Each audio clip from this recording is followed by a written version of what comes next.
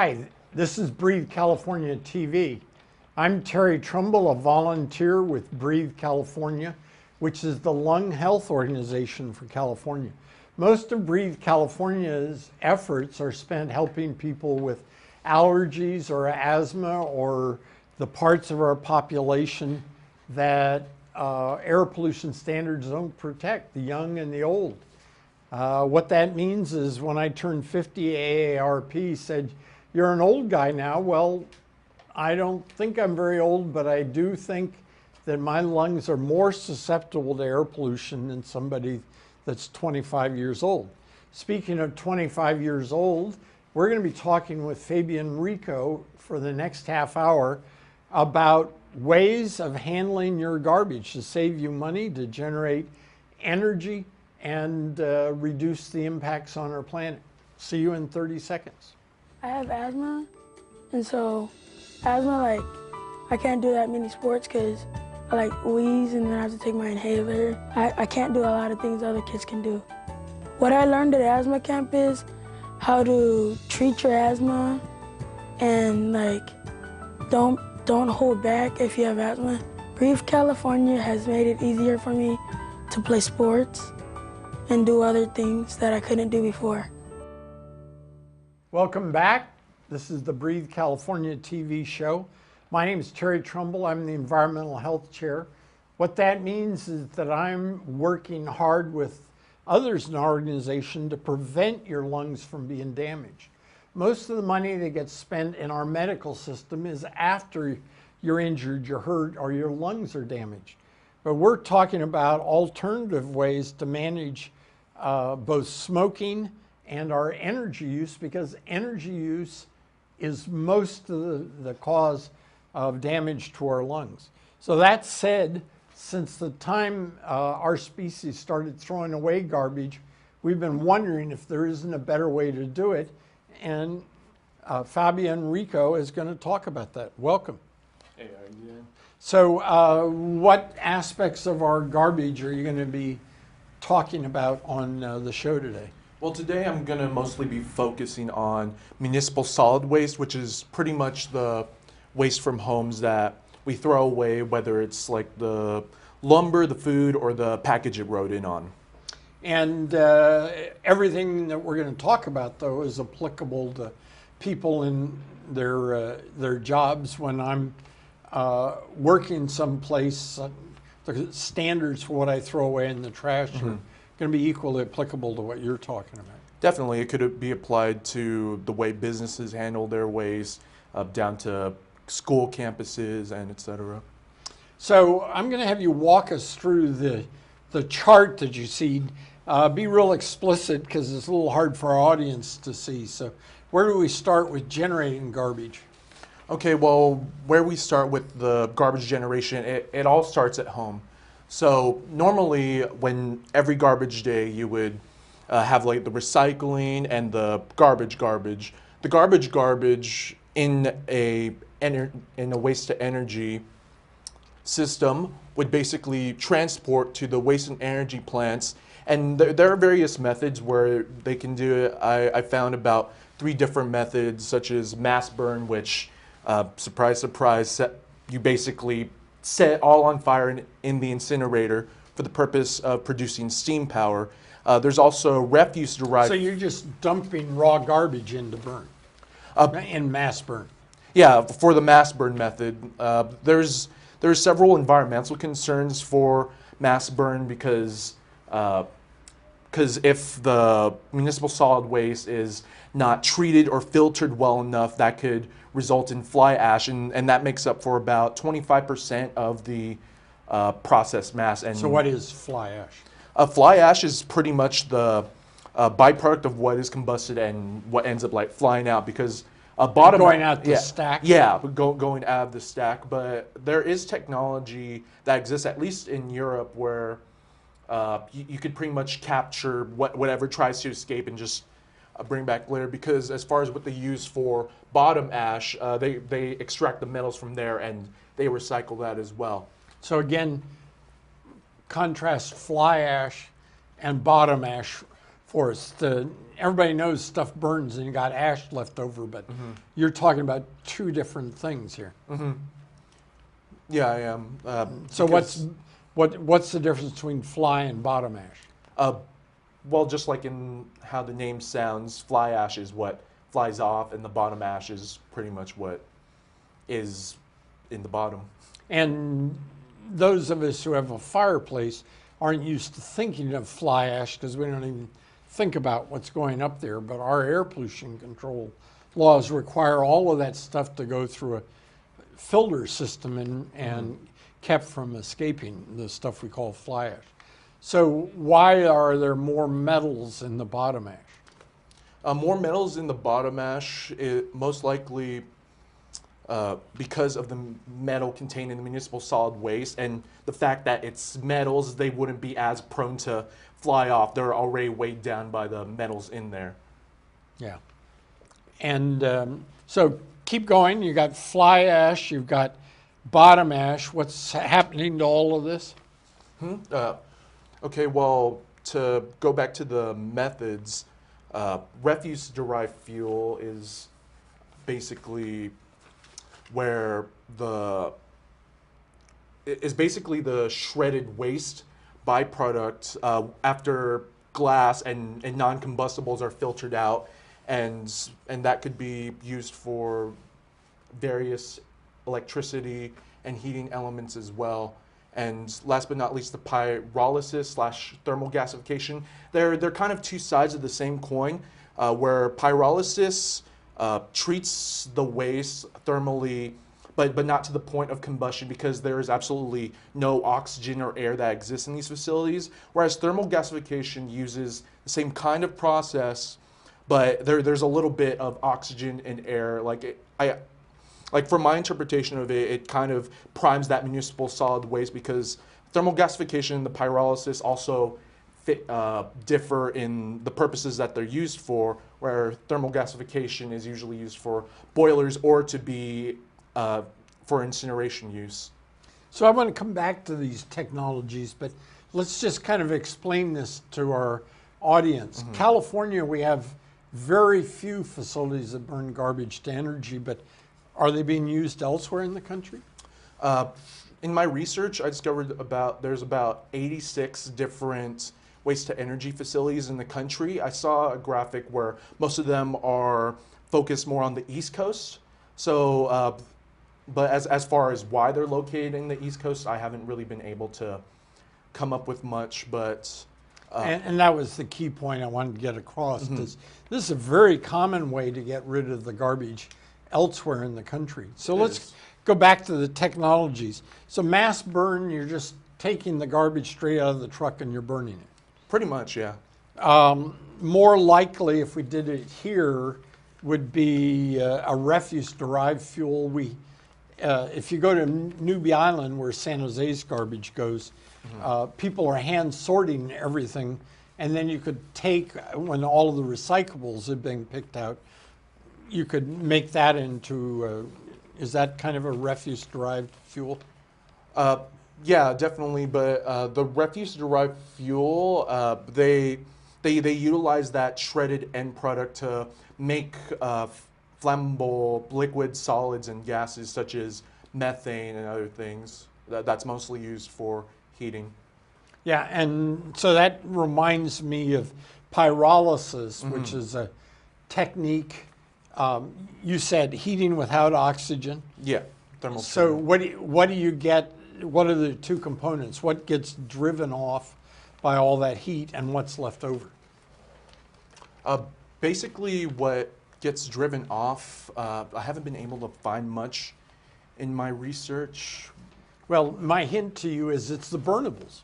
It's the stuff that if you had oxygen, you could burn, and the equivalent of ash is what you have left over. So pyrolysis is a technique of cleaning up the, because you're only driving off potential fuel. So here in California, that's viewed as a great idea. So what else do we have here? You've got a number of laws that you've got mentioned.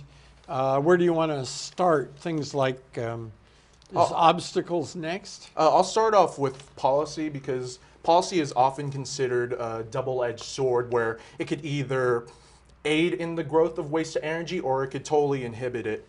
There are several regulations that are set by the Clean Air Act that really tries to put the externalities produced from things like fly ash and other particulate matter to a minimum.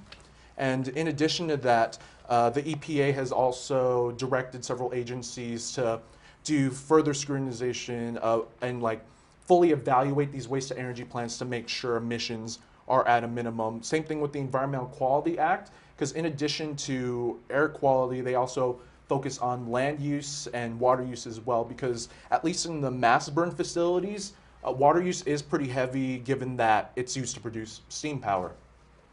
So we're talking about pretty serious problems in landfills if you don't burn the garbage. Air pollution, the previous show we were talking about the serious problem with leachate, methane gas, which could explode. So waste energy offers a solution to this.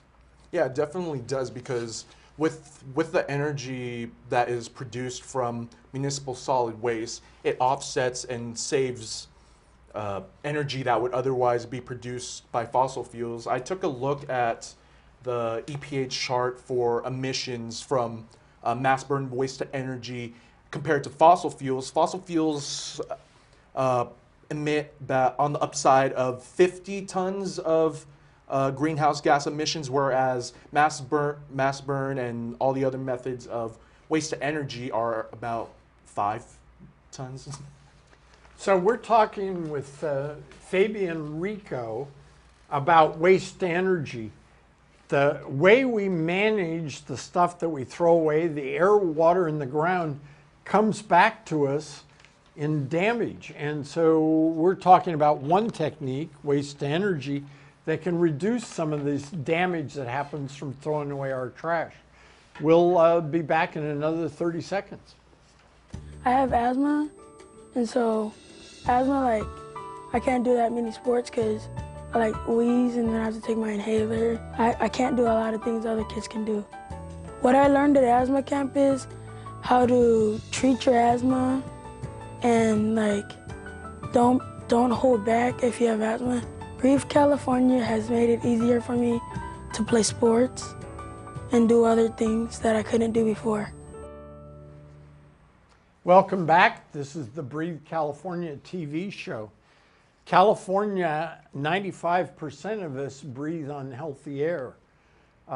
Yet our throwing away of garbage, our throwaway habits are creating even worse problems for us. And so we're talking with Fabianne Rico about potential solutions to do something else with our garbage than just throw it away in landfills.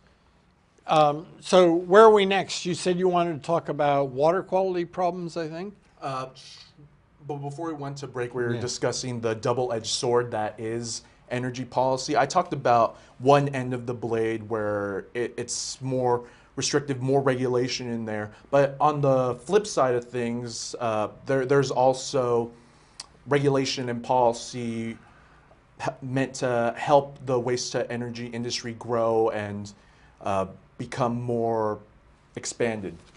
The California Public Utilities Commission, for example, has implemented policies such as letting investor-owned utilities do a net metering type of system at these facilities.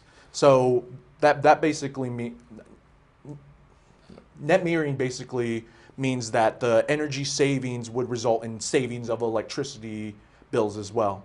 So they would put the electricity into the grid and they would be able to offset their own bills with that under net metering. Definitely. Yeah, and in addition to that, the California Integrated Waste Management Board has... Which is now called Cal Recycle. Mm-hmm. Same group. Mm-hmm. Yeah, they've also searched for both state and private revenues to fund further research into this, so we have more of a well-developed and more well-rounded system to truly measure like how much emissions does mass burn truly leave behind? What are better techniques that we can do? And you have CEQA, the California Environmental Quality Act here. Anything you wanted to discuss with that? I think I mentioned the environmental Okay. quality. So Clean Air Act is the major impediment in California to these plants, where we're worried about making our air quality worse. Do you think that's why there's so few of these plants in California? I don't really think that that's the driving spearheading force of why there aren't more facilities in California, because California definitely has a bit of a landfill problem. I'm originally from Los Angeles County, and there's actually this famous landfill that's located around my hometown. I forgot what it was called. It's like located around Hacienda Heights. It's considered like one of the biggest landfills in the country. So there definitely should be more focus of these waste to energy plants in California. And to bring up another issue of NIMBYism, which in other words is not in my backyard, is So what's it mean in English? So not in my backyard means what type of behavior? it demonstrates kind of conflicting behavior, because when people are surveyed of, oh, do you favor renewable energy? Do you favor solar energy development, waste to energy development? Most of them, for the most part, will say yes. But when the facilities are opening up to a town near you, they start getting all up in arms and expressing opposition. But I believe waste to energy is different in that sense, because waste to energy development usually focuses on urban communities, because that's where you have that high proximity of municipal to waste, municipal solid waste. Yeah, absolutely. But this is a good point to switch to. You have CEC here, which our audience can't possibly read. The California Energy Commission, what kind of a role do they have in this? Well, the California Energy Commission has observed many impediments in the permitting process of waste to energy plants, such as how it would affect the biodiversity as well as the aesthetics in the area. Because when people think of power plants, they think of like these huge smokestacks that's just going to wreck up the place. Well, and the area you lived in, at one point there was a proposal to put a waste to energy plant on the Puente Hills landfill, so you could have had double the things that you don't like. So another term that we use for this is LULUs, locally undesirable land use. Because like you say, people want to have their trash handled, or they want to get the biggest benefit out of things, just not near them. So Energy Commission, anything more? Nothing more that I've extracted in my research. Because the one thing I wanted to mention is these facilities are so undesirable, any type of power plant, that California passed a law 40 years ago that says local government doesn't get to make the decision. It's made by the Energy Commission. Ooh. So as an example, we have a 600 megawatt natural gas power plant by Calpine in the north end of Coyote Valley, and the San Jose Council voted 11-0. They didn't want that here 15 years ago. And the Energy Commission voted 5-0, yes you do. Because they have the ability to override local decisions. Otherwise, we wouldn't have any new energy facilities. So you have solutions here. What kind of things are we, well, maybe we ought to talk obstacles. Yeah, about the obstacles. What is environmental justice?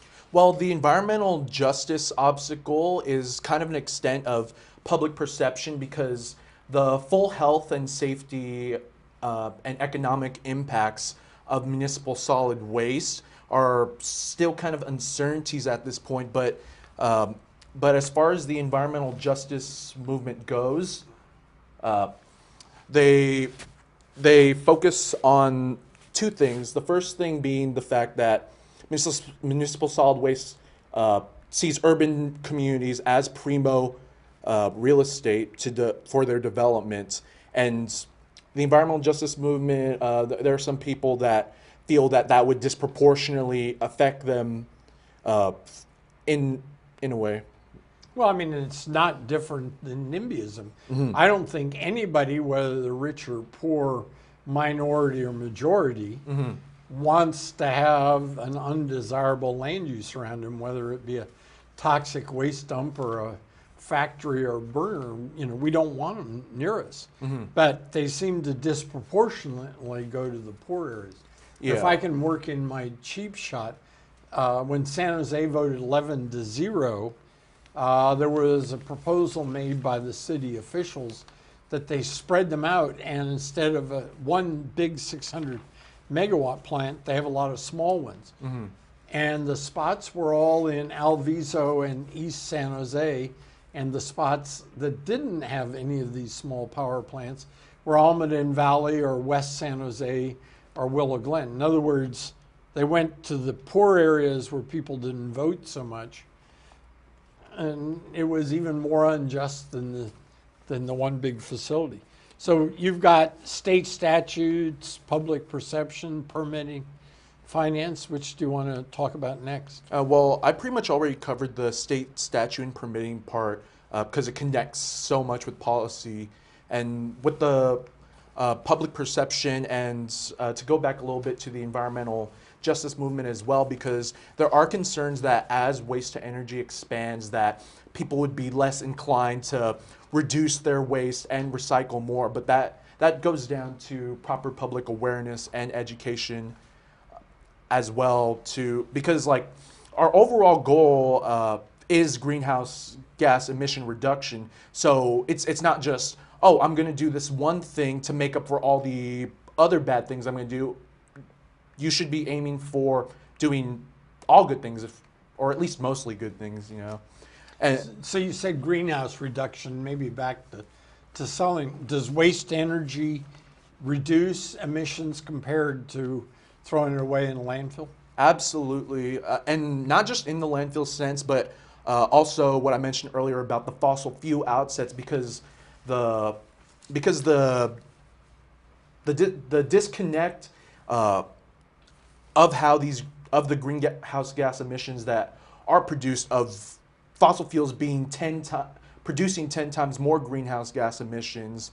Like you have to weigh the benefits and the costs all together, and I would say expansion of waste to energy is a pretty good deal.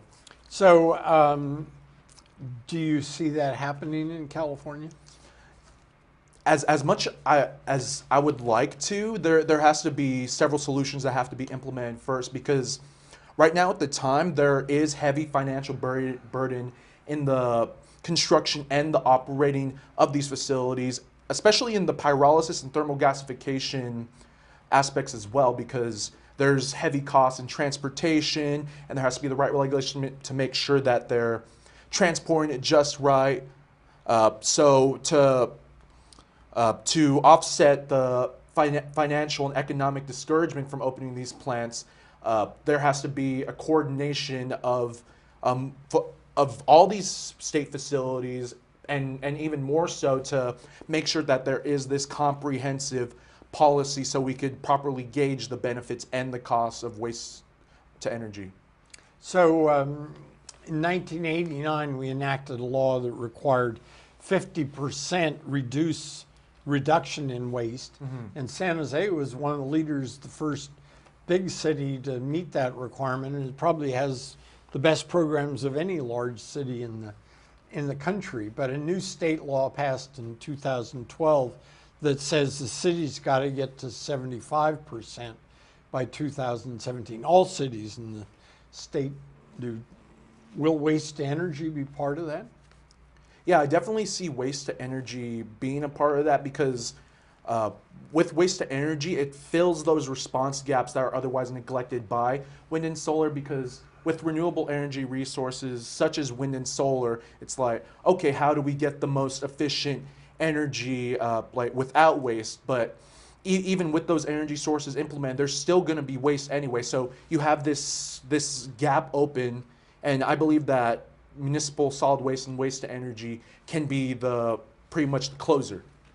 So at the national EPA level, the federal government regulates air pollution and water pollution and toxics we throw in the ground, but doesn't do hardly anything with regular old household waste, what we'd call municipal solid waste. Do you think we can make the transition without a more active federal presence?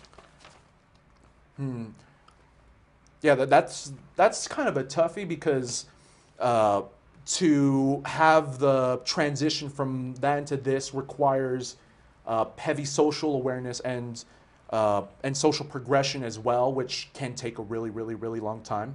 So sometimes it is kind of required for the federal government to kind of like give a little push of just give a hoot, don't pollute, you know. Yeah. So do a quick overview. We've got about a minute and a half left of what you see as the benefits of waste to energy. Well, pretty much the benefits to waste to energy, I already mentioned of how it could close that response gap, but with the way that society is progressing and technology is progressing, our energy sources have to progress and keep up along with it. Because back in the day, even when before oil and Jay-Z Rockefeller made its big boom, oil used to come served in cans until the government came in and pumped all this funding, all this infrastructure to make fossil fuels one of the biggest industries today.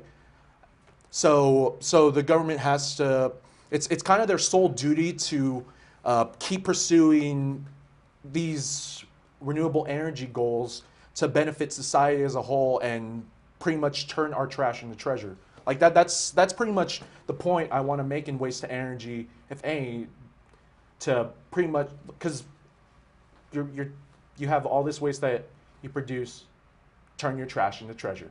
That's all I want to say. So we've been talking with Fabianne Rico about better ways to use our trash to get better health for us. We'll have another stimulating show for you at Breathe California TV next week. See you then.